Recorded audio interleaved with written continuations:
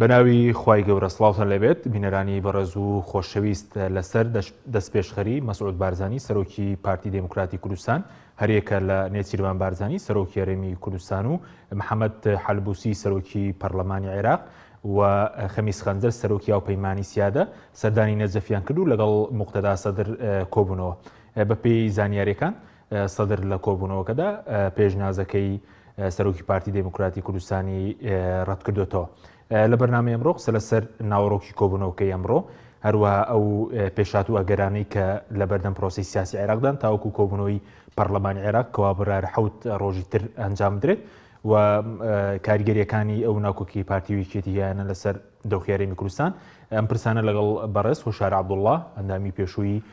پەرلەمانی عێراق تاوتوێ دەکەین. کاک هۆشار بەخێر سوپاس بۆ ئامادەبوونتان. زۆر سوپاس. ئەگەر سەرەتا لە سەرانەکەی ئەمڕۆی نێچیروان بارزانی و محەممەد حەلبوسی بۆ لای سەدرەوە دەست پێ بکەین. بۆچی چوونە نەجەف و ئامانجەکە چی بوو؟ هیچی لێ سەوزوو بڵین ئەو دەست پێشخەری ئەوەندەی کێوە زانیاریتان هەبێت؟ سوپاس بۆ جەنابەت، سوپاس بۆ بینەرانی پەیام. ڕاستیەکەی ئەم مبادرەی ئەمڕۆی بارزانی وەکۆی کە تا سەدەر کەوتووە و بە جۆرە و زانیاریانی کە ئاشکرا بوون، یعنی ئێستا بەشێکی زۆری لانە سیاسیەکان و مێدیا و با بڵێن منەسەکانی تۆڕە کۆمەڵاتیەکان باسی دەکەنەوەیە کە مبادرەی کردو بۆ ئەوەی کە سەدر ڕازی بێ بۆەوەی کە جەماعەتی چوارچێوەی هەماهەنگی یاخود با بڵێن مالیکی و عامری و ئەو هێزانی تری کە لە چوارچێوەی ئیتاڵی تەنسیقیان بەشداری پێ بکرێت لە ئەم حکوومەتەی کە هەیە. ئەو مبادرەی کە کردوێتی هیچ پەیوەندی بە و کێشەیەوە نییە کە پەیوەندی بە سەرۆکایەتی کۆمارەوە هەیە، ئەم کێشەی وەلاناوە، ینی بەلایەوە پیوا هەرە بێ بمێنێ لە بینی خوانوی شێتیدا. داوای ئەوەی کردووە کە عامری بکرێ بە جێگری سەرۆکی ئەنجومەنی وەزیران، مالیکی بکرێ بە جێگری سەرۆکی کۆمار، 5 وەزارەتیان پێ بدرێت لە ناویاندا وەزارەتی نەوت بەڵێ بدرێ بە چوارچێوەی هەماهەنگی. وەڵحاصڵ هینە، ینی کورد قسێکی هەیە، ینی پیاوەتی بە ئاوی حەمامەوە، ینی با بڵێن بڵێ وەزارەتەکان چۆن دابش بکرێت، چۆن پشکیان بدرێت لە ئەو کێکی دەسەڵات. یعنی مبادرەیە هیچ پەیوەندی بە بەرنامەی سیاسی حکوومەت، ئامانجی حکوومەت یان قەزەیەکی نیشتیمانیەوە نییە، بەقەدەرەوەی کە مبادرەیەکە بۆ چۆنێتی دابشکردنی کێکەکە. و ئێستا تەبان سەدر دوو هینێک هەیە، بە جوێرەی ئەو تەغریدەیە بێ کە یەکسەر تەغریدەیەکی دوای کۆبوونەوەکەی حەنانە بڵاو کردوێتەوە سەدر، زمنیەن اتفاقیەکەی بارزانی ینی با بڵێن مبادرەکەی بارزانی ڕەت کردوێتەوە بۆەوەی کاڵێ بەردەوامە لەسەرەوەی کە ئێمە ئامادەی گفتوگۆین لەگەڵ معارەزە، بەڵام واز لە ئیرهاب و واز لەوە بێنن دیسان لا شەرقیە لا غەربیە حکوومەت ئەغلەبیە وەتەنیەکەی وتۆتەوە جارێکی تر. بەڵام کۆبوونەوە ئەکرێت لە بینی ئیتاڵی تەنسیقی و لە بینی با بڵێن ئەو سێگۆشەیە کە لە بینی سەدر و بارزانی و حەلبوسیە هەیە بۆ ئەوی بزانن چۆن ئیتیفاقەکەن. من تەسەوڕەکەم لە نەتیجەدا مقتەدا سەدر بەبێ بەشێکی تری شیعە ئەم حکوومەت ناچێتە ژێرباری ئەم زۆرینەیەوە، چونکە بە تاقی تەنها خۆی لە پاڵ زۆرینەیە دوو کێشەی هەیە. ئەم زۆرینەی کە ئێستا ئەم سێ لایەنە هەیەە دوو کێشەی هەیە. کێشەیەکیان بریتیە لەوەی کە سەدر تاکەلایانی شیعەتی ئایدا، ئەمە سەدریەکان وەکو لەبەرەوەی خۆیان بە تەنها شیعان و کورد و سونە هەردووشیان بە سونە ئەزانن ممکن نییە ئەمە بکەن. نەک بێجگەلەوەی کە کەمینەن هینە، ینی نانێ ئەم مبادرەیە بکەن، چونکە خۆتە زانی ینی بەسەم بۆ من لە ناو ئەنجومەنی وەزیرانە ئەگەر 21 وەزیر بێ ئەبێ 11 وەزیری شیعە بێ، ئەگەر لە ناو لیژنەکانی پەرلەمانیشە بە هەموو شێوە بە هەمان شێوە، ینی لە هەموو دابشکاریەکە ئەمەی کە لە 2004 و 2005 بووە بە جۆرە لە عورفی سیاسی ئەو 50 زایدیەکە بۆ شیعە بەم شێوازە هاتووە. ساڵی 2010 کاتێک سونە هەردوو لا ڕوویان کردە کوتلەی سەدری، ئەو کاتە کوتلەی سەدری ینی سائیرونی ئەو کاتە ناوی بوو، بەشێکی سونەیان کردە دەرەوە، بەشێکی سونەیان کردە دەرەوە، پیان وا بۆ مەجۆرێکە لە مؤامرە بۆی ببن بە سونە ببێ بە ئەغلەبیە لە ناوم تەحالوفەیە. ینی من ئەمەم لە ئەندامی زۆر دیاری فراکسیۆنەکەی خۆیان بیستووە، ینی بۆیە ئەمەیشەکە لە ئیشکالەکان. ئیشکالی دووەمەوەی کە هەر ئێستا خۆیان کێشەیان هەیە بۆ، ینی ئەو بەڵێن ئەغلەبیەکان ئەغلەبیەکی قەلیقە، یعنی ناتوانن بە موریحی زۆرینەیەک پێک بێنن کە بتوانن حکوومەت و پەرلەمان بەم شێوازە ئیدارە بدەن کە هیچ زۆرینەی لەر زۆکە چونکە ئێستا ئەو سەرۆکایەتی پەرلەمانێک لاکردەوە. ئەزانم، بەڵام تو حسابیەوە بکە کە تا دابشکردنی کورسیەکانی سەرۆکایەتی پەرلەمان و کۆمار و حکوومەتیش ئەم تەحالوفە ئەمێنێ دوای وردە لێک جێ ئەبنەوە بە تایبەتی پەرلەمانتارەکانی سونە خۆ دەزانی بەشێک لە پەرلەمانتارەکانی خەمیس خەنجەر بە پارە کردراون ینی ئەو تەحالوفەی کە هەتا ئەوەشی کە هەلبوسی ئێستا ئەو کورسیانی کە کردێتەوە مەرجێ دوای هەڵبژاردن وەکو خۆی بمێنێتەوە ینی وە دووری ژنیە کە دیسانەوە مەسەلەن کێشە نەکەوێتە بینی بۆ نمونە بارزانی و سەدر مەسەلەن لەسەر بودجە هەر لایەک بکشێتەوە یەکسەر ئەم حکوومەتە توانرێ ینی سقوتەکە بۆیە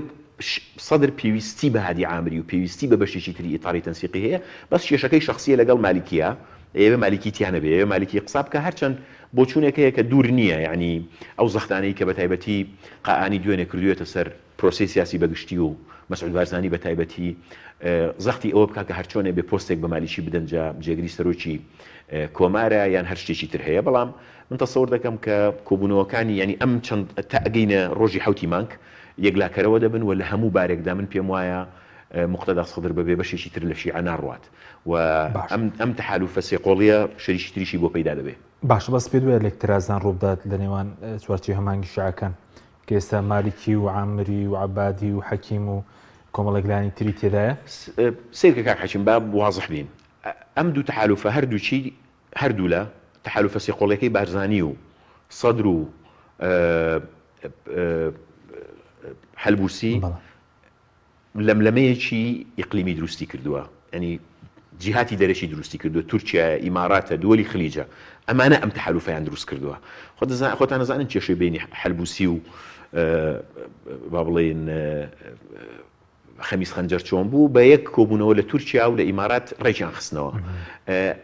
تحال ئیتاری تەنسیقیش بێگومان ئێران سەرپەرشتیانەکە ئێران پشتیوانیانەکە ئێران تەوجیهیانەکە یعنی تقریبا ململانێکە ململانێکی ئیقلیمیشە لە پاڵیەکە بۆیە من بۆ خۆم پێم وانیە بە ئاسانی خەرق بکرێت یعنی وەی ئیتاری تەنسیقی تەڕەفێکیان بڕوا ئەگەر بڕۆشنایەتە ئێستا ڕۆیشتن یعنی زەختێکی زۆر و ئیغراایەکی زۆری هادی عامریش کرا بوو بەڵام ئێستا دیارە تا ئێستا وەکو خۆی ماوەتەوە من پێم وایە ئەم دوو ڕۆژەی کە دێت تا گاتە حوتی مانگ یەکلاکەرەوە دەبێت بۆی کە ئیتاری تەنسیقی قبولەکەن طبعا کە ئیتاری تەنسیقیان قبول کردە و کاتە ئەو ئەغلەبی وەتەنی کە باسیەکەنە بێ بە درۆیەکی زەق یعنی تقریبا هەموو لایەنەکانی تایە ڕەنگە کۆمەڵە کوتلەی بچووک یعنی کە هەمووی نەگاتە 40-50 کەس یعنی ببێ بە معارەزەیەک لە بەردەم بۆ نمونە 329 لە پەرلەمانێکی 329 کەسیە کە ڕەنگە زۆر یعنی حتمما کاریگەری ئەبێ و گرنگە من بۆ خۆم پێم گرنگە هەرچۆنە بێ معارەزە هەبێ بەڵام ئەو تۆ نابێ ینی کاریگەریی ئەو تۆی نابێ کە هەمیشە تهدیدی حکوومەتەکە بکات لە هەڵوەشانە باش بەس ئەو دەست پێش خەریکە سەرۆکی پارتی کردوێتی بۆ ئێمە وای لێکی دەینەوە کە ئەگەر لە خزمەتی عێراقدا بێت 2000 بڵێن لێک نەترازانی پرۆسی سیاسی عێراق کاریگەری باشی نابێت لەسەر کوردستانە یاخود بۆکو هێز بۆ پارتیا ژماری نەکەین مەسەلەن ئێستاوان خەریکی ڕێخستنەوەی ناوماڵی سونە و شیعەکانیشن ئەمە خۆی هێزیش نییە بۆ پارتی ئەزانی ئەم ناوماڵی سونە ئەمڕۆ مندامیشی مەکتەبی سیاسیانە میوتە ناوماڵی سونە بارزانی ڕێکی نەخسۆم ناوماڵی سونە لە تورکیا و لە ئیمارات ڕێکخراوە تورکیا و ئیمارات نەبووە بە بارزانی ڕێک ناخرا یعنی ئەمە واقعە وەک چۆن یعنی بارزانی خۆشی لەژێر کاریگەری ئیمارات و تورکیا و ئەمانەدایە ئەوانیش بە هەمان شێوە ئەمە خاڵێکان پەرلەمانتارە سونەکان لە هەولێر کاریگەری پارتیان بەسەرەوە نییە ئەزانانی ئەمە شتێکی لە ناوەندی بڕیارە لە ناو پەرلەمانی عێراقا ئەمە شتێکی ترە یعنی ئەگەر زەختی ئیقلیمی نەبێ خۆ لە ڕیفراندۆمەکەشە هەر لە هەولێر بوون و لە ناو پەرلەمانی شادژی لە دژی بڕیارەکەی مەسعود بارزانی لە دژی ڕیفراندۆمەکەیە قسەیان نەکرد یعنی من پێم وایە زیاتر کاریگەری ئیقلیمی یعنی ئەم عومق عەرەبی کە ئێستا کوتلە سونیەکان بۆ خۆیان دروست کردەوە بالمناسبە ینی بچکاک مەسعود چ پارتی خۆشیانە و ڕاستیە زانن یعنی ئەگەر تەدەخولی تورکیا و ئەردۆگان و ئیمارات نەبووایە خەمیس خەنجەر و هەلبوسی ئاسان ڕێک ناکەوتن لەبەرەوە ئەمە حقەتە یعنی زۆر جاران ناوماڵی شیعە بڵێ بەنسبەت ناوماڵی شیعە و ناوماڵی شیعە کێشەکە قوڵترە لەوەی کە باسەکرێ یعنی ڕاستیەکەی هەر پەیوەندی بە مەوزوعی ئەوە نییە کە چێ زۆرینەی حکوومەت پێکهێنێ و حکوومەت پێک ناهێنێ ئەم تەوقیتە ئێستا تەوقیتێکی زۆر حساسە بەنسبەت تەدەخولکردن لە ناوماڵی شیعەوە ناوماڵی شیعە ئێستا لەسەر چەند ئاسێکدا بەش بووە حەزەکەم بە خێرایی بۆت باس بکەم یەکێکیان لەسەر ئاسی سەربازی ئەوەی کە پێوترێت چەک دابەش بۆ بەسەر فەسایلەکانە هەتا ئێستاش فەسایلە بە قووەتەکانی شیعە ئەوانن کە لە چوارچێوەی ئیتاری تەنسیقیان نەک لەوەی کە یعنی ئەوانەی با بڵێن حەشت ئەو حەشدەیان ئەو میلیشیایی کە لە لای ئیتاری تەنسیقیە زیاترە لەوەی کە لە لای سەدرە ینی لە سەرای سەلام و ئەوانە ینی زۆرینەی حەشد لای ئەوانە ئەمە بەشێکی ئەم سراع لە ئاستیشە ئەوە سراعێکی تریان لە ئاستی دەوڵەتداری با بڵێن حکوومەتە کە کۆنتترۆلکردنی هەموو پۆستەکانە کە تقریبان سەدر لە خولی ڕابردووە زۆرێک لە جونگەکانی کۆنتترۆل کردووە. یعنی حەزەکەم بزانی ئەمانی ئەنجومەنی وەزیران بەدەست سەدریەکانەوەیە سەرۆکایەتی پەرلەمان بەدەست سەدریەکانەوەی بالمناسبە ئێستا حالیان و خولی پێشوش ئەوەندەی حەسەن کەعبی و ئەم خولەش ئەوەندەی حاکم زاملی دەسەڵاتی ئەبێنە حەلبوسی دەسەڵاتی ئەبێنە جێگری دووەم، یعنی ئەمە واقعە. يعني عادة لبروي الشيعة زوري نبون جيجري كم هميشة دصلاتي للسروتشي برلمان زياتر بوا بدري جاي خولا كان نكرم خولا يعني أما يك باولين وكو أماني عامي بدستو وكاظمي خوي وكو سرو وزيراني زياتر صدري دركوتو زورق لوزارة وزيرة كاني تريج بيش قال مسألة بنوك محافظي بنكي مركزيان لايا بنكي رشيد والرافدينيان لايا أما يعني أواني ترجمك كاني تري دولت وربقرن شتيشي تركا زور جرينجا و ئەمە وەکو هێڵی سووروایە و دوور نییە ئەمە کێشەی گەورەی لێ بکەوێتەوەیش مەسلەی منافەسەکردنە لەسەر مەرجعیەتی نەجەف دوای سەماحەتی سەید سیستانی چێ ئەبێ بە مەرجع و بەشێک لە هەوڵی سەدریەکان بۆ کۆنتترۆلکردنی نەجەفا نەکتەنها لە ڕووی سیاسی و بەڵکو لە ڕووی مەزهەبیشەوە کە مەعونکەشی گەورەی کێشەی تایە لە بینی نەجەف و قوم و ئێران و مەزهەبی شیعە لە منطقەیە بەگشتی و لە دنیاش بەتایبەتی ینی لە منطقەی بەتایبەتی و لە دنیا بەگشتی بۆیە زۆر لەوە ئاڕۆسترە کە وا سیر بکرێت کە بە مبادرەیەک بەزەمە هێزنی بۆ پارتی کەم دەست پێش خەریان دەکە ئەزانی کاکەجان پارتی هەمیشە توانیوێتی ئەم مبادرانە بکە زەمانی ئێستا بە حیکایەت بوت باسەکەم بە خێرایی بەڵام ئەنجامەکەی چی بووە بۆ خەڵکی کوردستان من ئەمێ ئەوە بڵم باش لە دوای 2005ەوە کە حکوومەتی یەکەمی جعفەریمان بینی یەشتی و پارتی بەگشتی و پارتی بەتایبەتی کێشەی گەورەیان بریتی بوو لە جعفەری گویا جعفەری سەرۆزیرانێکی خراپە و دەستیان کرد بە مغازلەکردنی مالیکی دوو جار حکوومەتیاندا بە مالیکی نەتیجەکەی چی بوو بۆ خەڵکی کوردستان نەتیجەکەی ئەوە بوو دوایی ئەیانوت مالیکی بەتارە دێتە سەرمان وانە لە 2010 حکوومەتی دووەمیان بۆ دروست کرد لە هەولێر لە 2012 وت مالیکی وتوێت ئەگەر ئەو F16ەکانمان بۆ بگا ینی هین وانە قەسفی هەولێرەکەین و نازانم چی باشە دوایی وازیان لە مالیکی هێناوتیان نەخێر ئەبێ مالیکی بخەین مالیکی هینە پیرۆزبایی گەورەیان لە عبادی کرد کە عبادی بوو بە سەرۆک وەزیران بەس بۆ لەبەرەوەی مالیکی خست ینی ساڵی 2014 وانە بە هەموو قورسایی خۆی پارتی ڕۆیشتەوە بەغا دکتۆر ڕۆژ بەڕەحمەت بێ جێگری سەرۆکی ئەنجومەنی وەزیران بوو کاک وشار زێباری وەزیری مالیە بوو لە حکوومەتەکەی عبادی وانە هەموو قورسایی خوانیاندایەوە بە ئەوە لە نتیجە چی بوو دوای وتیان وەڵاوە بە عبادی هێزی هێناوەتە سەرمان و لە ڕیفراندۆمەکەیا و دیسان نەخێر نابێ قبوڵی ناکەین ویلایەتی دووەم بۆ عبادی عادل عبدولمەهدیان هێنا عادل عبدولمەهدی یەکێک لە هۆکارەکانی ئیقالەکردنی بەسە زمانە ئیحرازکردنی پارتی بوو لەسەر مەلەفی نەوت و عادل عبدولمەهدیشیان ئاوا لێ کرد کە کردیان ئێستا کاظمیان تا ئەو کاتە بەدڵە کە لە مەلەفی نەوتی هەرێمی کوردستان بێدەنگ بێ ئێستا ئەو مغازلەی کە ئیبینی ینی لە بینی یان ئەو جۆرە لە دڵداریە سیاسی کە ئیبینی لە بینی سەدر و بارزانانی پێشتر لە بینی بارزانی و مالیشیا بینیمانە بەس نەتیجەکەی چی بووە ئەزانی ئەمەی کە ئەوترێ ئەمە هێزە بۆ پارتی و ئەمە یعنی من ئەمێ بزانم ئەم هێزە چەند تەرجەمە بۆ بەرژەوەندی خەڵکی کوردستان یعنی هەموو ئەو ئیدعاانی کە لە ڕابردووە کردویانە یعنی هەنە جارە بیرمەوە پۆزی پێوە لێ دەنگوایە ئەوانە توانن مناوەرە بکەن لەسەر ئەرزی واقعی چی کردووە هەرێمی کوردستانیان نزیکی 30 میلیارد دلار لەسەر کردووە بە قەرزبانیە وتیان ئابووری سربەخۆکەین ئابووری سربەخۆکەیان بوو بۆی کە موچەیان نەهێشت وتیان هەرێمی کوردستان خێنە سەر نەخشەی وزە و نەوتوالیەکەین وای لێ هاتووە سا خەڵک بۆ دەبەیەک نەوت بە ئاسمانە هاچێ وڵاتەکەشمان لەسەر ڕووبارێک لە نەوتە وانە باسی ئەوانە کرد کە دەوڵەتی سربەخۆ دروستەکەین و ئەوانە هەموو خەمیانەوە بوو کە عبادی دەرگای گفتوگویان بڕوادانەخا لەوەتەی هەیە ئەڵێ من خەریکی یەکریزیم و خەریکی ئەوەم ئێستا خەریکە گەورەترین کێشە لە بینی خۆی یەکێتیات دروستەکات لەسەر پۆستێک بۆ خاڵی بالمناسبە من کە ئەمە ئەڵێم مەبەستمەوە نییە کە دیفاعلەکانی دی یەکێتی بکەم کە بەرهەم ساڵحە من لە ئەساسا پێم وایە ئەم حیزب و ئەم دابەشکاریە سیاسی کە بەم شێوازە پۆستەکان هەمووی لەلایەن حیزبەکانەوە بەم شێوازش تەوزیف بکرێ من دژیم بەڵام قەزمەوەیە هاتووشە کێشە یان ململانێ بە چیەکە بە کەسێک کە پێشتر لەسەر فەسادی قالە کراوە باشە لە عیلەکەی خۆیەتی یعنی قەزمەوەیە کە پەرلەمانی عێراق ناوەکانی ڕاگەاند و ناوێویشتە ئێستا مادەم ئەگەر کێشەی بووە دوورە خراوە نە کێشەی هەبوایە چێکا کە خۆ مەلەفەکان بە بەرچاوی خەڵکەوەی قالە کراوە مەلەفەکان بە بەرچاوی خەڵکەون ڕقەمەکان بە بەرچاوی خەڵکەون دکتۆر هەیثەم جبوری هەمووی خوێنەوە هەمووی لە یوتیوب هەیە بڵاو بۆتەوە بەس چۆن معالەجە کراوە وا بووی معالەجە کراوە کە دراوە بە نەزەها نەزەها بێتە بەشی قەزا لە قەزا و تەحویل بکرێ استقدام بکرێ بۆی کە ئیدانە بکرێ ئەمە ڕاگیراوە بۆ سیر کە ساڵی 2016 وشار زێباری ئیقالە کرا هاتنەوە بە پەلا زەوبعەیەکیان دروست کرد ئەبێ ڕیفراندۆم بکەین ئەبێ ڕیفراندۆم بکەین بۆچی بۆی ئەو ئیجرعاتانەی عێراق تا ڕادەیەک بوەستێنرێ بڕابگیرێ هین نەکرێت 2017 خێرا ڕیفراندۆمیان کرد بۆی ئەم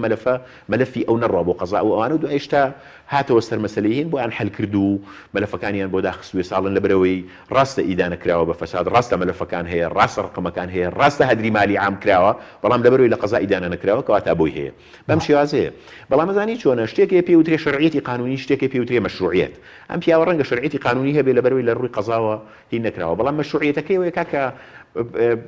ئەو کاتە و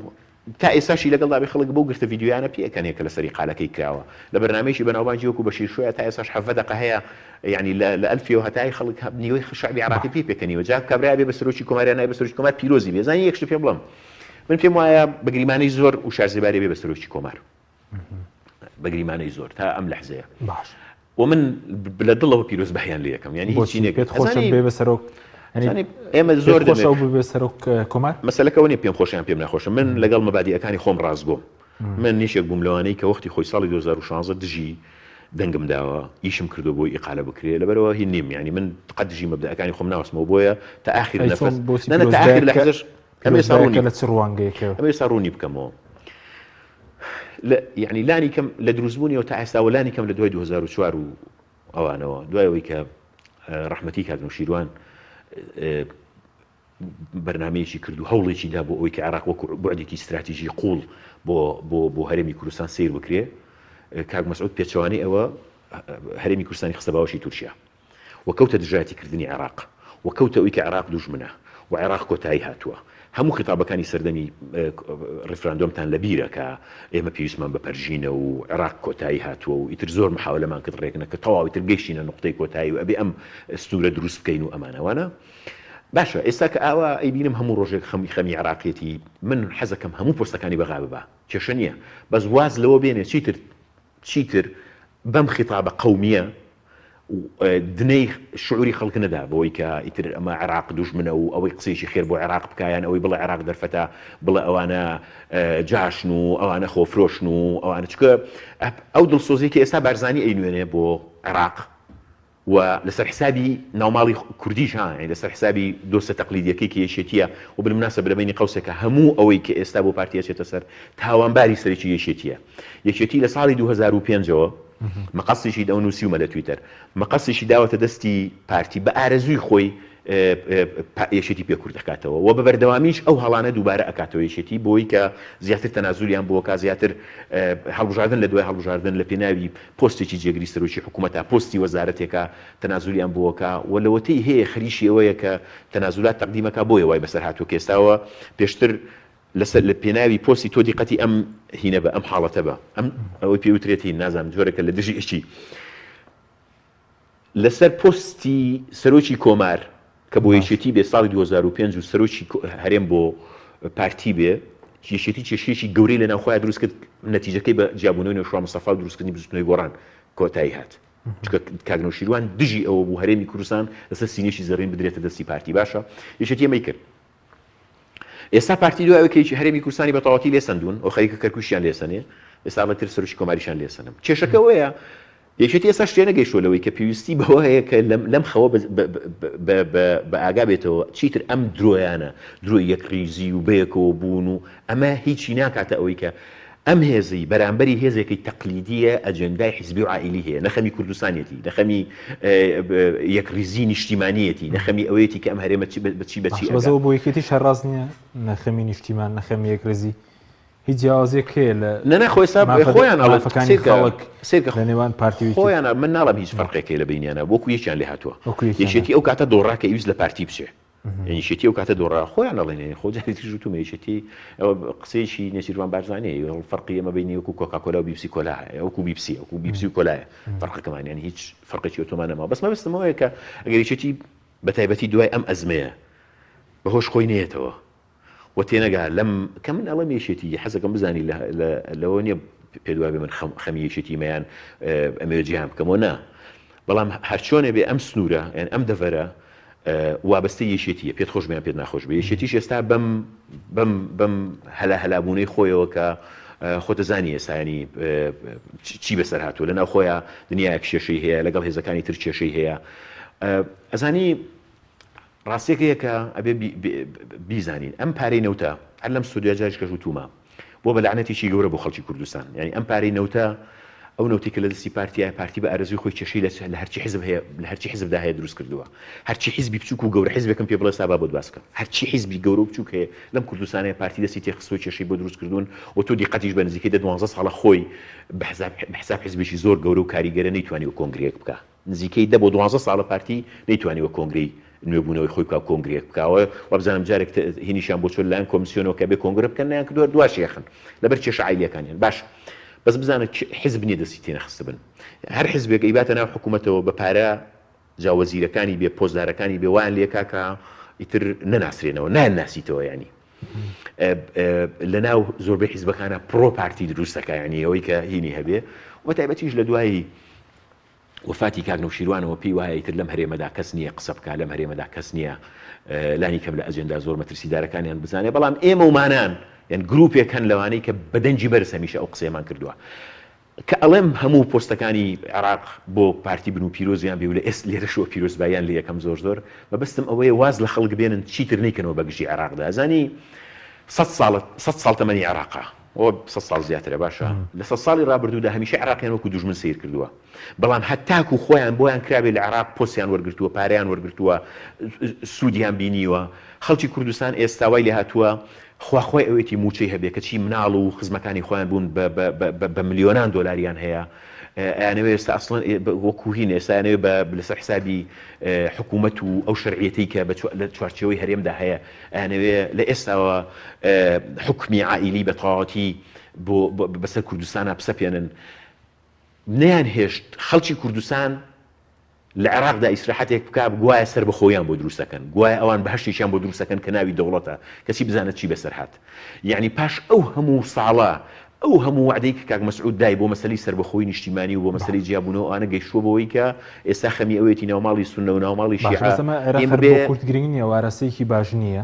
ئەگەر پارتی بێ یاخود یەکێتی بێ ئەگەر بەغداد قوڵای استراتیژی بۆ کرد ئەنی کێشە چی آخر کاکە جان ئەمە نابێت لەسەر پۆست بێ ئەمە نابێت لەسەر پۆست دوای ئەو ڕووداوانە ئێستا ڕەنگە سیاستێکی تر بێت کە پێی وایە دەتوانرێ ئیشی باشتر بکرێت باش ئەگەر مەبەستی ئەوە بێ پێش هەموو شتێک بێت کێشە بنیادیەکان چارەسەر بکە کێشە بنیادیەکانی کوردلانی کەم لە ئێستادا سێشتە کێشەی خاکە کە مادەی 140 ئەبێ یەک لابێتەوە ئەمە باشە کێشەی چۆنێتی دابشکردنی سەرەواتە قانونی نەوت و گاز بە تایبەتیش بێ واز لە ناشەفافێتی مەلەفی نەوت بێنێ با دامی ئەوە بکەن کە نەوتی هەرێمی کوردستان ببێ بە بچێتە ناو سەلەیەکی نیشتیمانی و هەمووی لە یەکەوە لە یەک موازنەی اتحادیەوە دابش بکرێ و خەڵکی کوردستان لەم هینە لەوەتەی کێشەی ئێمە هەیە لەگەڵیان ئاڵێن بابە ئەم نەوتە وا لێ مەکەن بەسە ئەم نەوتاڵی نەوتان فرۆشتووەوە نزیکەی خۆتان ئەڵێن نزیکەی 30 ملیار دلار قەرزارن تاکەی ئێتاکەی بەسە ئێساوای لێ هاتووە ئەڵێن نەوتەکە بەشمان ناکە وان خەریکە باج ئەخەنە سەر هەناسەی خەڵکیش هەر خەریکە باج لەسەر هەناسەدانی خەڵکیش دائنێن هیچ نەماوە باجی لەسەر دانێن هیچ یعنی ئێستا بیر لەوەکەنەوە دائنیشن ڕۆژ تا ئێوە ڕەفەڕەن لەمەیە لەم تاوانەیە لەم قەباحەتەیە باشە گۆڕان و یەشێتی وەزیرەکانی گۆڕان و وەزیرەکانی یەشێتیش تاوانبارن و بەشدارن باشە بۆ وانزانی هەڕوم لە پارتی لەوەیان حکوومەتی ئەم سێ بەشەیە ئەم سێ حیزبەیە ئەگەر کاک مەسعود فعلا ئێوێ لەگەڵ عێراقا لاپەڕێکی نوێ هەڵبداتەوە بێ ئەم سێشتە چارەسەر بکە وەکوتم کێشەی خاک مەسەلەی چۆنێتی دابشکردنی سەروات و چۆنێتی بەشداریکردنیش لە عێراقا بەس ئەم چۆنێتی بەشداریکردن لە عێراقا ئەو پۆست و پایی کە بەرکورد دەکەوێت بێ لەسەر ئەساسی بەرنامەیەکی نیشتیمانی بێ ئێستا ئەمانە بێزگە لە کێشە یعنی من تەحەدا ئەکەم ئێستا یەک وەرەقی نووسراوی ئەیفۆر 4 خاڵم لە ڕێکەوتنی بینی سەدر و بارزانی لەسەر پرسە نیشتیمانیەکانی کورد پێ بڵێن بۆ نمونە لەسەر مادەی 140 موقفیان چیە لەسەر مەسەلەی چۆنێتی دابشکردنی سەرەواتی طبیعی لە هەرێمی کوردستانە هینیان چییە شتێکی تر لە ئەنجومەنی وەزیران دەبێ مناسە بە شتێک ناوی سەرۆک وەزیران بێ لە دەستوردا شتێکی پێوترێ مەجلیسی وزەرا مەوەسەدا عێراق مەجلیسی وزەرا لە مەجلیسی وزەرای حسەی کورد چەندە ئێستا 3 وەزیرە باشە ئێستا بێ بە چەند لەسەر چەند ڕێکەوتون چۆن ڕێکەوتون ئای حسەی کورد چەندە یان پارتی بە حسەی ڕۆژ ئیشەکە چۆن بۆ نەوتی شەروای ئیشەکە جارێەوە جێگیری سەرۆکی پەرلەمانم پچڕیوە با سەرۆکی کۆماری بوو پچڕم باقیاتی بیر لە حیزبەکەی خۆی کاتەوە بیر لەوە ناکاتەوە تۆ بەرپرسیارەتی هەرێمێکت لە ئەستۆیان ئەوەی کە خۆیان پێڵێن نەتەوەیەکت لە ئەستۆیەکە لە چوارچێوەی هەرێمی کوردستانە من بەس تەمەنام ئەوەیە کە ئیتر خەڵک بەگشتی لەوە تێبگا ئیتر ئەم دروشمە قەومیانە ئەم کوردایەتی ئەم مۆدێلە لە کوردایەتی ئەوان کە لەوەتی هەن بەم شێوازەوەکو بزنسێکی قەومی سریەکەن خەڵک لی تێبگات یعنی من هیچی ترم ناوێ یعنی ئێمە کە ئەمانوت کاکە چارەسەری نەوت بکەن ناکرێ بەم شێوازە ئێستا بۆچی لە کازمی ڕازین بەس لەبەرەوە لە کازمی ڕازین کازمی لەسەر نەوتی هەرێمی کوردستان هیچ ناڵێ و ئەم 200 ملیاری ناردووە لەبەر هەڵبژاردن و لەبەر ئەوە سبەینێ کازمی قسەیەک بکات لەسەر مەلەفی نەوتی هەرێمی کوردستان دژی ئەوەستنەوە ئەم طبقە سیاسیەش ئەم طبقە سیاسی عێراقیش هینن یعنی هەر دەمە و ڕۆیان لەلایەکە ئێستا ئەم کابرای ئەم هەلبوسێکی ئێستا لە ڕسمەکەی بەرامبەری من دەستی خزۆتە ناو دەستی مقتەدا سەدر خولی پێشوو بە پشتیوانی هادی عامری بوو بە سەرۆکی پەرلەمان هەمووتان لە بیرتانە محەممەد هەلبوسی خولی پێشوو کاندیدی تەحالوفی فتح بوو و حەنان فەتلاوی ئەو هەنام و پیرۆزبایان لێکرد کە کاندیدەکان سەرکەوتو بە سەرۆکی پەرلەمان ئەم خولێ لەگەڵ سەدرە باشە جاران هەموو هەرێمی کوردستان خەریکی بەیەکێتی شەوە خەریکی مغازلەکردنی مالیکی بوون ئێستا بارزانی لەگەڵ سەدرایە هەرچەند ئەم ڕۆژ مبادرەی کردو بۆ مالیکی کە بیکەن بە جێگری سەرۆکی کۆمار و ئەوانە قەزدمەوەیە کە جەسیرکە یەک شتێک ئەمێ بیڵم زۆر مهمە کە ئەمانە ئەڵێ ئەم دووڕوویە تاکەی ئەم تەناقوز و دژیەکی کە تاکەی مەجموعی خەڵکیان فێر کردو بە تایبەتی بەشێک لە ئەنگرانی پارتی لەگەڵ ڕێزی زۆر بووە بڵێن کاکە ئەمە سیاسەتە بۆ مەریوانی ولاخانە عوتارێکی زۆر جوانی لەسەرەوە نووسیوە ئەمە سیاست نییە ئەمە لێبوونەوەیە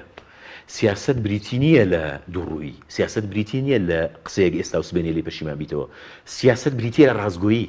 ئەگەر بەمانە ڕاستەقینەکەی سیاست بکرێ ئەگەر یعنی ئەگەر بریتی بێ لە ئیدارەدانی ژیانی خەڵک ئەگەر بریتی بێ لە چاکەی گشتی ئەگەر بریتی بێ لە بەڕێوەبردننی ژیان و گوزەرانی خەڵک ئەگەر سیاست بریتی بێلەوە ساوای لە تۆ شانازی بەوەکەن کاڵێن وڵای ئەتیادی ئەم ڕۆجنی و بە مالیشیە دەین سبێنی لەگەڵ یا شەبینەوە مەش سیاسەتە تۆ سێری مۆدل تۆ سێری ئەم جۆرە لە کۆیلایەتی کە دروستیان کردو کە چاندویانە لە ناخی مجموعەیە کەسە ئەمڕۆ هەرچیە گەڵی سبێنی عکسەکەی بڵێ لێ قبولەکەڵەوە سیاسەتە باش دوای دین سەرڕێکەوتنی هەلبوسی و بارزانانی وانە چی بەسەی بەس سەبارەت بە یەکێتی ئەو شەڕێک کێسەی یەکێتی دەیکات بۆ سەر و کۆمار ئەگەر بۆ مەسەلەی نەوت و موچەوانی کرد بە یادۆخی کوردستان و شێوێ دەبوو ئەگەر بۆ حکومڕانی سە بازوەکە ئەنجومەنی سەکرایەتیەتی وتیانە ئێمە دەکشینەوە ئەگەر سەر و کۆمارەکە لە دەست بدەن چەند لێدوانی شێندامانی سەکردایەتی شێتی بینە ماڵەن وڵات دوای سەر و کۆمار بە حکومڕانی داچینەوە مەعیبە تەڵان هەندێک لێدوان هەیە عیبەیە یعنی تۆ لە حکوومەتێکایی ئەم حکوومەتە و ئەم دەسەڵاتە چارەکۆنانی بادینان ئەگرێ بەو زوڵمە و ئایان خاتە سژنەوە فرمێسکی مناڵەکانیان خێزانەکانیان کاریگەریت لێ ناکە هیچ بە بەردەوامی بۆ خۆت لەگەڵیان لەم حکوومەتە لەم سیستمی جەردەی هەیە موچەی فەرمانبەرانە بڕدرێ نەوت دابەش ناکرێ ئەم هەموو تاوانە ئەکرێ بەلات بەڵام کە دێتە سەر پۆستێک کەم پۆستەشی تر داخوا بزانە چییە چینێ سوودی بۆ کەسێکیان دوانویان حزبێکیان عینێکەیە دەڵێ وڵا لەگەڵ یەگەن مەمریشکە ڕەشەمە عیبە زانی یەشێتی کوتم یعنی یەشێتی بلۆشی دەسەڵاتە لەم سنوورە جاری تریش بەحسم کردووە لە کوردستانە دوو بلۆشی دەسەڵات هەیە بلۆشییان یەشێتیە بلۆشییان پارتیە ئەمانە حیزب نین خەڵک لە مێشی خۆیان دەرکە یەشێتی حیزب نییە پارتیش حیزب نییە هەر بۆشە هیچ حساب بۆ کۆنگرە ناکەن حسێسا مەسەلەن نێچیروان بارزانی سەرۆکی هەرێمە کاک مەسعود سەرۆکی حیزبە وەکو قاسیدێک ناردوێتی وتێری ئابڕۆ بۆ لای سەدر ینی خۆ بە قیاس بێ بە قیاسی هین بێت ئەبێ سەرۆکی هەرێم علویەتی هینی هەبێ وانە وەکو پێگەی سیاسی بەڵام هەموو شتێک ئەم بلۆکی دەسەڵاتەیە کە مەسعود بارزانی خۆی و مەرجع سەیرەکە مادام بلۆکی دەسەڵاتن ئیتر تۆ هەر چۆنێک بێ هەرچیەک بێ ئەس محکومی بەم بلۆکی دەسەڵاتە پێویستە لە بەرامبەریانە دژیەشێکە بێ بۆیشە من هەمیشە داوای بلۆکی معارزەی دائیمەکەم بزانە گۆڕانیان بەچی لە خشتە برد لە 2013 کە زۆر جار وتومەتەوە ئەو ساژ دژبوونی بردیانە ناو حکوومەتەوە هەر چۆنێ بێ بە وجودی نەوشوا مستەفا و کاتە زۆر هەیبەتی خۆی پاراست چونکە وتینا لەناو حکوومەتی شاوتینا هەر بۆیشە دەرکرا لە حکوومەت بەس کە لە 2010 بردیانە حکوومەتەوە بزانێت گەیشت بەچی بزانێت چۆن گۆڕانیان وێران کرد هەر کوشتیان گۆڕانی دوای کاک نەوشیروان گۆڕانی سەردەمی کاک نەوشیروان گۆڕە بەڵێ باشە بەنسبەت یەشێتی شۆ هەروایان کرد یعنی یەشێتی موافقی نەکردایە ئەم نەتیجێ پڕتەزویری کە ئێستا هەموو جارێ وەکو زۆرینە و کەمینە ئیدەنەوە بەڵێ لە پەرلەمانی کوردستان یعنی یەشێتی نەتیجەکەی بۆ قبولکردن لە پێناوی وعدی جێگری سەرۆکی حکوومەت تاکەی ئێستا یەشێتی لە بەردەمی ئەوەیە خۆی کۆکاتەوە وەکو بلۆکی دەسەڵات ئەم ناکۆشیانەی کە هەیەی حتى بەشێک لەو جەماعەتی کە ئێستا لە گۆڕانی شەماون ینی هەمویان بزۆرینەشان کۆنەیەکێتیەکانن بڕۆنەوە ناو ئەو حیزبە خۆیان ینی بڕۆنەوە ئەم بلۆشی دەسەڵاتە ببوورەوەتم حیزب چکە حیزب نین بچنەوە ناو ئەم بلۆشی دەسەڵاتە بۆی خۆیان کۆکەنەوە بەرامبەر بە تاکە چارەسەر لە بەردەم یانە بریتیەلەوە ئەگەر نا ئەوەی کە پارتی ئێستا ئەوێ لە ڕێی پرۆپارتیەکانەوە لە ڕێی جا پرۆپارتیەکانی ناوێچێتی پرۆپارتیەکانی ناو گۆڕان پرۆپارتیەکانی ناو حیزبەکانی تر ئێوە بەر ئەو مەنتیقەیە بێ هەمویان ببن بە شاگردیەوەن ئەگەر خۆیان کۆنەکەنەوە ئەگەر لەم تهدیدە تێنەگەن بۆی کە ئەمڕۆ لە سەرۆکاتی کۆمار لایەنە بن سپێنی لە شوێنەکانی تریش لایەنە بن و لە کەرکووکیش لایەنە بن و لە زۆر شوێن تریش لایەنە بن هیچ چارەسەرێکیان نیە جگەلەوەی کە خۆیان کۆ بکەنەوە ئەگەر لەم مەسیجە تێگەیشتن دڵسۆزانەکە ئێمەتیانی تەواان بەس مەبەستمە هەیە من بۆ خۆم حەزەکەم قەت حەز ناکەم باڵانس لە بینیشی تو پارتی ئەوەندە لاواز ببێ ئەوەندە لاواز ببێ کە بگاتە لایەنێک کە لایەنێکی دیاریکرا سەد یاخود لانی کەم نسبەتی هەرە دەسەڵاتی گەورەی لە مەنتیقای هەبێ کە ئەم دیکتاتۆریەتی کە هەیەی ئەوەی تر بیسەپێنێ هەڵبەتە بە نسبەت تەناسوبیش بێ ئەم سنوورە فرقێکی هەیە لەگەڵ ئەم منتیقەیە ئەو لایەنی ینی ڕاستە مەسەن لە منتیقەیە خەڵکە کوژێ لێوەش خەڵکە کوژێ لێرە خەڵکە گیرێ لێوەش خەڵکە گیرێ زۆر لێگەچن وەکوتم بەڵام هەر چۆنە بێ ئەو شدەتەی کە بۆ نمونە بەرامبەر بە ڕۆژنامە نووسان بەرامبەر بە سەرچین بەرامبەر خودی خەڵکەکەەوە نیە هیچ بەڵێ فەزڵێکی ڕاستە سێریکە بەشی هەرە زۆری پەیوەندی بە هۆشیاری و ئازادی خەڵکی ئەم سنوورە هەیە ئەمە ڕاستە بەڵام بێگومانیانی بەشێکیشی پەیوەندی بەوە هەیە کە یەکێتی خۆی کاریگەری خەڵکی ئەم منتیقەی لەسەرە ئەمە ڕاستە قەزمەوەیە کە یعنی ئەم قۆناغی ئێستا دەرسە بۆ هەموو لایەک بە تایبەتی بۆ یەکێتی ئەگەر دەرس زۆر بگرن کە من بۆ خۆم پێم وانی وەری بگرن من بۆ خۆم پێوانی وەری بگرن و من بۆ خۆم پێشم وایە پۆستەکە ببنەوەی بیدۆڕێنن بیبنەوەی بیدۆڕێنن نەکییان پێ ناکرێن تیجی هەرەکەونەوە مجاملە چونکە مەساڵحیان وا تێکەڵاو بووە بەرژۆندیان وا تێکەڵاو بۆ ناتوانن لێک جیاوازن بەزووتت حیزب نین نە پارتنەیەکێتی و مەست چییە دیچی ئەزانی کورتی سوکە ناوەڕشوێن سپاس ئەزانی هەندێک حیزب هەیە ئەو حیزبانەی کە ئەبن بە سوڵتە بۆ ماوەیەکی دوور و درێژ تایبەتمەندی حیزب لەدەستدەن حیزب بریتە لەوەی کە بتوانێت بچێتە ئۆپۆسیۆن و بشێتەوە حکوومەت بشێتەوە دەسەڵات یەکێتی و پارتی ناتوانن وانەیە وەختی خۆی کاگمەلا بەختیاری و دێمە کورسیش بێنین هەر لیشێتین و هەر سوڵتەینەوەوانە تۆ تەسەوریەوەکەی بۆ نمونە بسم وەختی خۆی تەسەوریەوە تەکرد حیزبەکەی حوسنی مبارەک ببێ بە معارەزە نە بچکە بوو بە بلۆشی دەسەڵات یەکێتی و پارتی بوون بە بلۆشی دەسەڵات یانە بێ بڕوخێن بە تەواوەتی بڕوخێنن ئەو جارە دەسەڵات چۆڵەکەن یان دەبێت لە حکوومەت یانە بێت لە حکوومەت بن بەڵام بۆ ئەوە تۆ پێویستیت بە هین هەیە لە سێ ئاستالانی کەم پێویست بە معارەزەی پەرلەمانی هەیە پێویست بە معارەزەی شەقام هەیە پێویست بە معارەزەی منفا هەیە پێویست بەوە هەیە لە منفا لە دەرەوە ڕێخستنیی گەورەت هەبێ بۆ دژاتی کردنیان بێگومان پێویستت بە معارەزەی میدیایی شەیە سپاس دەکەم دەگەڕێم وڵاتان بەڵێ بینەرانی بەڕێز ناوبەڕێکی کورت و دەگەڕێنە وڵات تۆپ ئارت تاکە بریکاری تۆڕی میدیایی کۆمەڵ بۆ بەرهەمهێنان و بڵاوکردنەوەی ڕێکلام یەکێک لە خواردنەکانی سەفرەی کوردی برنجی ڕووبهەنارە خواردنێکی زۆر بەچێژوو بەتامە چەندی لێ بخۆی لی تێر ناخۆی برنجی ڕۆبەنار زۆر خۆشە خۆشترە بێت ئەگەر برنجەکەی برنجی مەحموود بێت برنجی مەحموود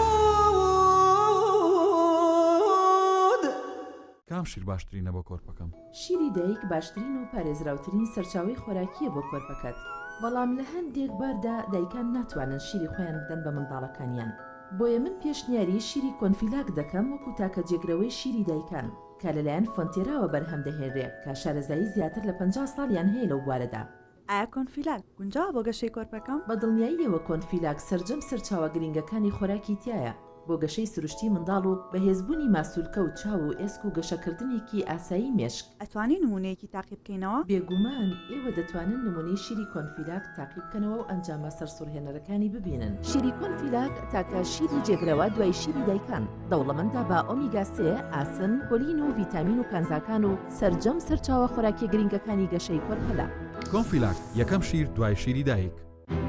کارگەی ئاوی سلێمانی تازەترین بەرهەمی خستە بازاڕەوە کارگەی ئاوی سلێمانی بەهۆی کوالیتیە بەرزەکەی و ئاوە سازگەرەکەی یەکەمین کارگەیە لە عێراقدا کە بەرهەمەکانی لە ئەوروپا و ئیمارات بەردەستن بۆنی کەمترین بڕی سۆدیۆم و نەبوونی نیترات لە ئاوی بەڕادی سلێمانی وای کردووە ببێتە خاوەنی حەوت بڕوانەمی جیهانی و نێودەوڵەتی ئاوی بەڕادی سلێمانی دڵنیایی زیاتر تەندروستی باشتر کارگەی ئاوی سلێمانی تۆپ ئارت تاکە بریکاری تۆڕی میدیایی کۆمەڵ بۆ بەرهەمهێنان و بڵاوکردنەوەی ڕێکلام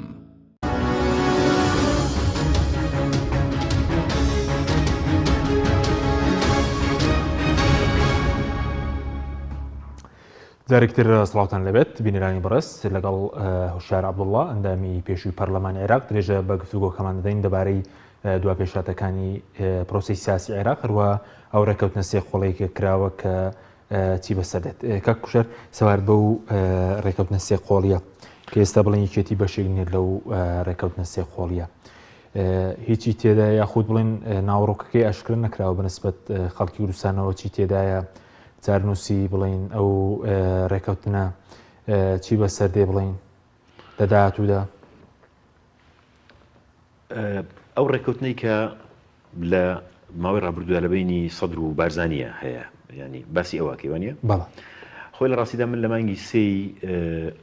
ساڵی ڕابردوو باسم کردو مانگی سێ ساڵی ڕابردوو کە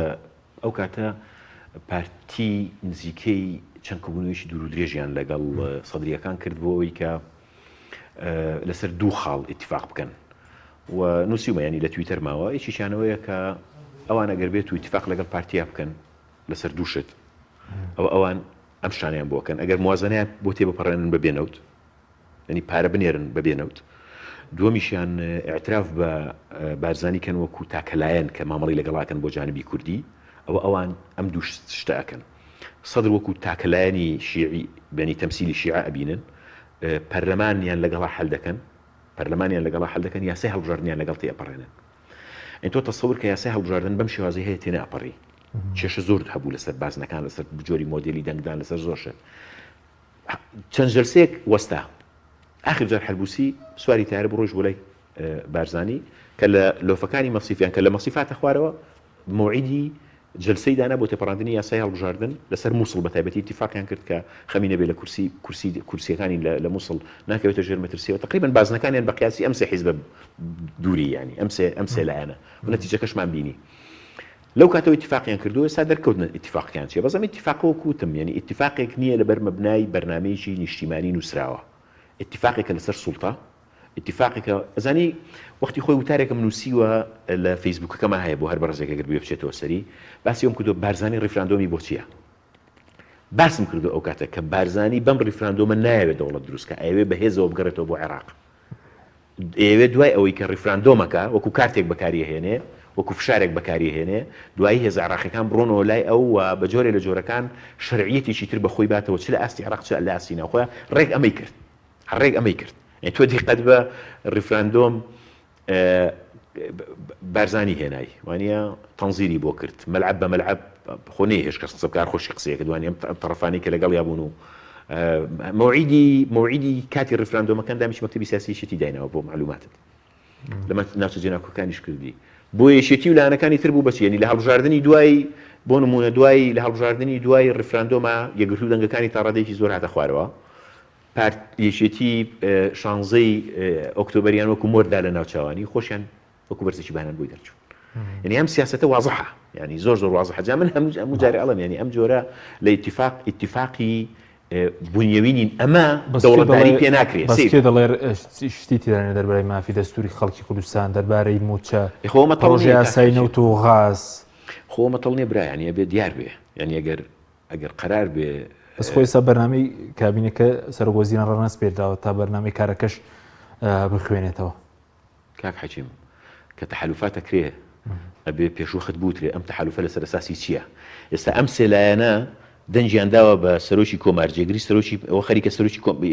سەرۆکی پەرلەمان جێگری یەکەم و جێگری دۆم خەریکە سەرۆکی کۆماری جێگلا ئەکەنەوە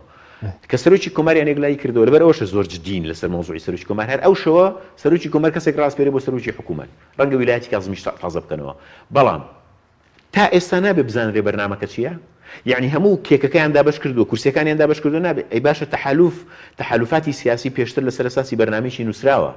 لەسەر ئەساسی بەرنامەیەکی نووسراوە تەمان وەرەقەیەکیان هەیە وەرەقەیەکی کورچ و کاڵم دامێکی وەفدی دانوستانی یەشێتی پێوتم وتی کۆمەڵێک دیێڕی زۆر بینی تایە بەڵام با لەسەر ئەو وەرەقەیە شتێک نازم تۆ بیرتەوە کوی ئەلامیانە هەڵبەتە خەڵکی کوردستان من ئەمڕۆ هاوڕێکم بیری خستمەوە بۆی نووسی بووم کە ئەیزانی بەرنامەم هەیە لەگەڵ تۆ وەرەقە 19 خاڵێکەی حکوومەتی دۆمی مالیکیتان بیرە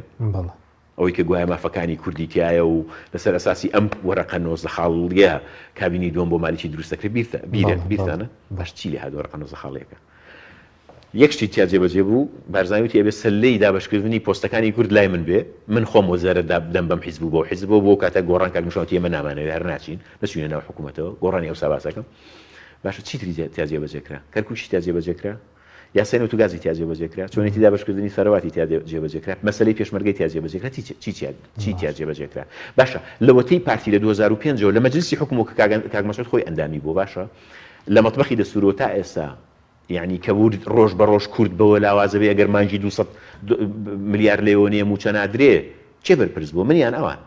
کێشەکەش وەیە شار سنگ دەرەپەڕن ئەڵەن سەرکەوتوو بووین بەس نازانم سەرکەوتوو زۆرینەیەک بێت باشتر بۆ دەرفەتێکی 4 ساڵی بەم زۆرینی نەدرێت ئەگەر دروست بکرێ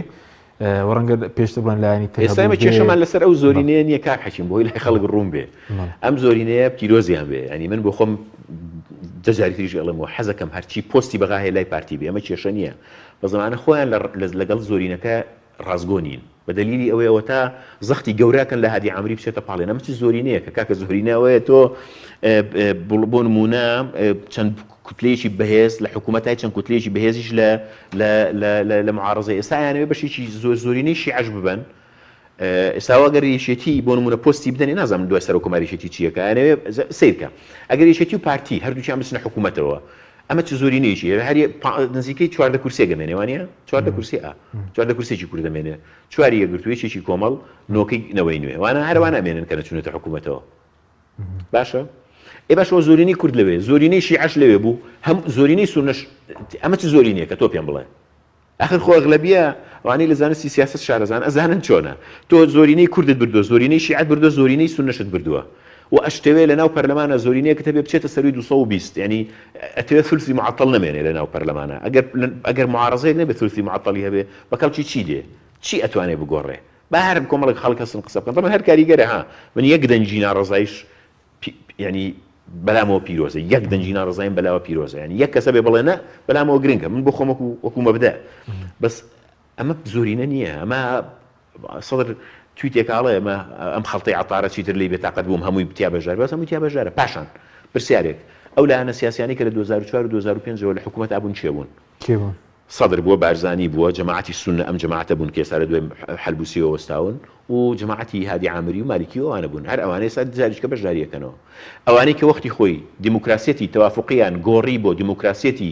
محاسسە و پشکێنەی حیزبی و عائیلی هەر ئەمانن ئێستا ئەم ئەغلەبیە نیشتیمانیە ناوێکی تریان بۆ دۆزیوەتەوە باشە بە تێریشی عەجایب و غەرایب دا بەشێکە تو هەر سەریکە ئەگەر زۆرینەی نیشتیمانیە بۆ دەستکاری پۆستەکانیان نەکردووە سەرۆکی پەرلەمان لای حەلبوسی بوو هەر لای حەلبوسێت جێگری یەکەم لای سەدرەکان بوو هەر لای سەدرەکانە جێگری دووەم لای پارتی بوو هەر لای پارتیەوە تاوە سەرۆکی کۆماریش دیسانەوە دەنەوە چی گۆڕاوە ئەگەر زۆرینەیشی نیشتیمانیە و گوای عێراقیشی تازە لەدایکە بێ خۆلانی کەمایان توانی شۆنێتی دابەشکردنی کێکەکە بگۆڕن تویزمەت سێ دەمین لەم ڕێکەوتنە بۆ سەر کورد وەکو مافە دەستوریەکان بەڵێ لە نەتیجەیە حکومڕانی سیرکە ئەم کێشە دروست ببێ لەم اتفاقی بینی سەدر و بارزانیە جا لەسەر نەوت دروستە بێ لەسەر موازنە دروستە بێ لەسەر هەشتێک دروستە بێ بێگومان هەرێمی کوردستان و کورد باجەکەیەدا هەمیشە هەڵەکانی پارتی هەمیشە هەڵەکانی پارتی لە 74 تا ئێستا هەر کاتێک هەڵی کرد بێ خۆی باجەکەی داوە بەڵام خەڵک زیاتر باجەکەی داوە ئەوەکو سەری ڕێفراندۆم کە ڕێفراندۆم ئێستاش خانێک لەو شەهیدانی کە لە کەرکووک شەهید بوون کە مرۆڤ یادیان نەکاتەوە هەستەکە هەموو ئەو وعدە درۆیانە دێنێ کە ئەمانە دایان بە خەڵکو دوای پاشەکشە بوون تۆ سیرکە ئەمە بڵام ئێستا گریمانە گەرەمانە چوونەتە ناو حکوومەتێکەوە تەییدی سەدرەکەن بۆی سەدر ببێ بە ڕقمی یەک یاخ با بڵێن قائیدی ئەو حەد لە ناو شیعەیە چێ زمانیەوە کە کەس بینە سەدر لیان هەڵناگەڕێتەوە و هەرێمی کوردستانیش بچووک سیر ناکە چێ زمانیەوەکە ئەگەر ئەوانە چوون پاسیاندا بە سەدر بۆی سەدر قەراری شیعە هەمووی کۆنتڕۆڵکە و قەراری نەجەفیش کۆنتڕۆڵکە دیوە مەزهەبیەکەی باسەکەم و ئاوا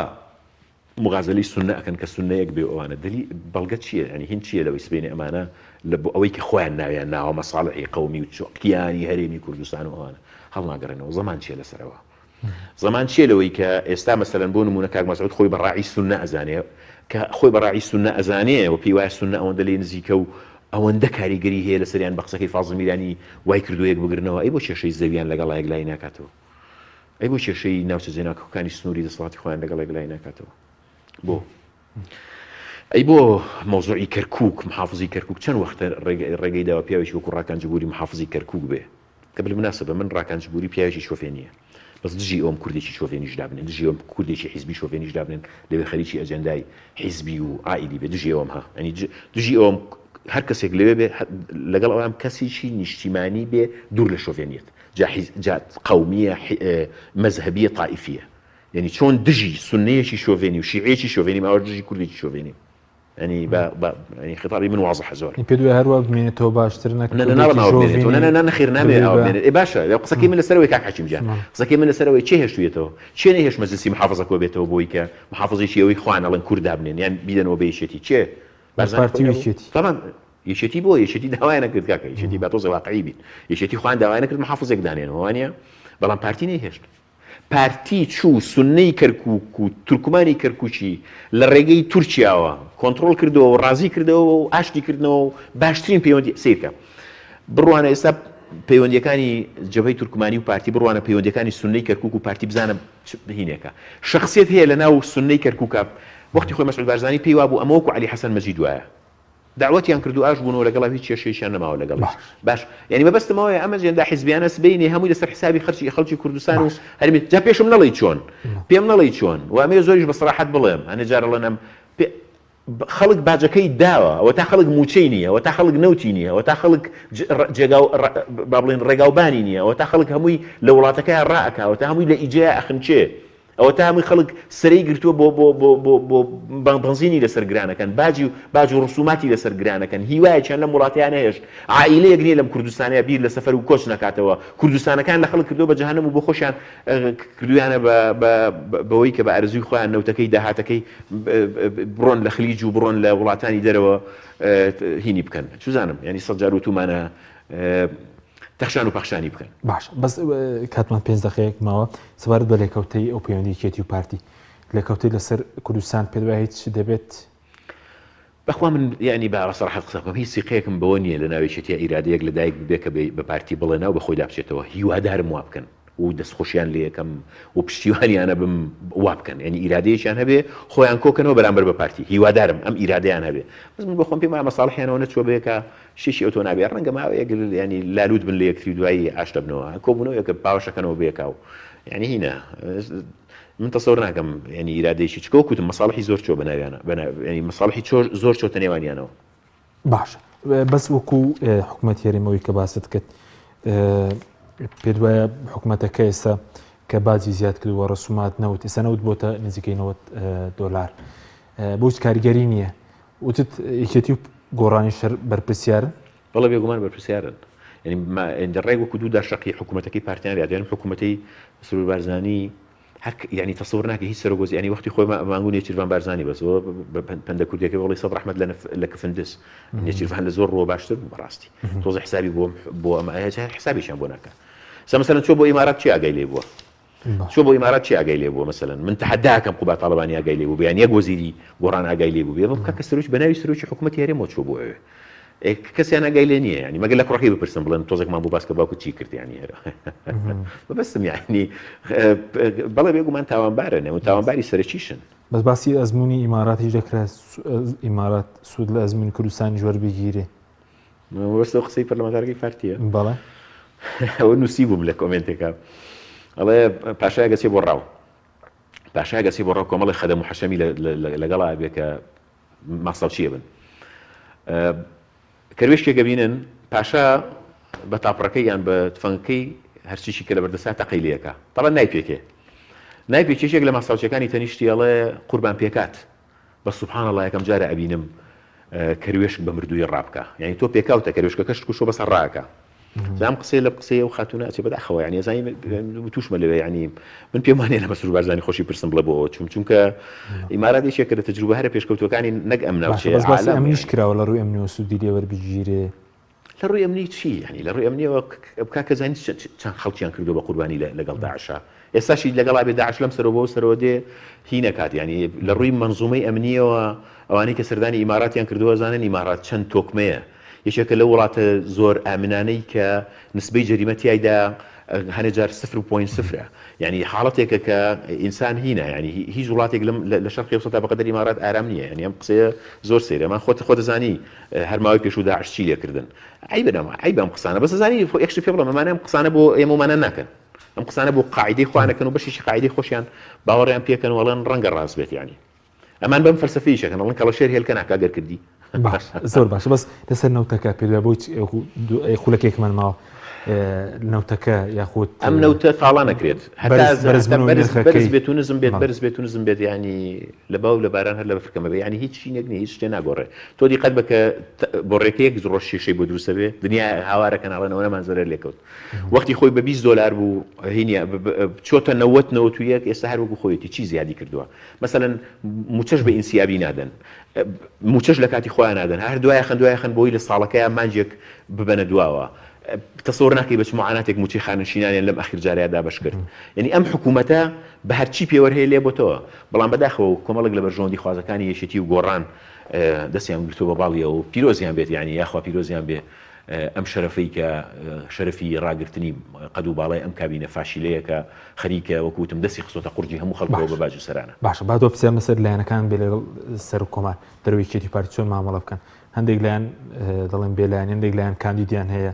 والله من نازم وانی کە معارەزان یعنی هەرچوونە ناو کێبەرچی ئەو پۆستە تەناقوزی و ئایرۆنی و دژیەشیە یعنی هێزێک گوتی بێتی من معارەزەم نابوو کاندیدی هەبێ لە ئەساسە یعنی بەشەکەی تریشیەوەیە بەوانە ڕووی ینی ڕای خۆیان بە واضحی بڵێن یانەوە تا بڵێن ئێمە هیچ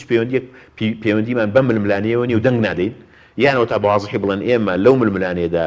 طرفداری یەکێتی یان طرفداری پارتیەکەین و دەنگ ئەدەین بەڵام هێشتنەوەی خەڵک لە هینا و بەدزیەوە دەنگدان ناشرینە یعنی بە ئاشکرا بڵێن ئێمە دەنگ ئەدەین یان دەنگ نادەین ئێستا ئەو ساڵە کە هەڵایەکی زۆر دروست بوو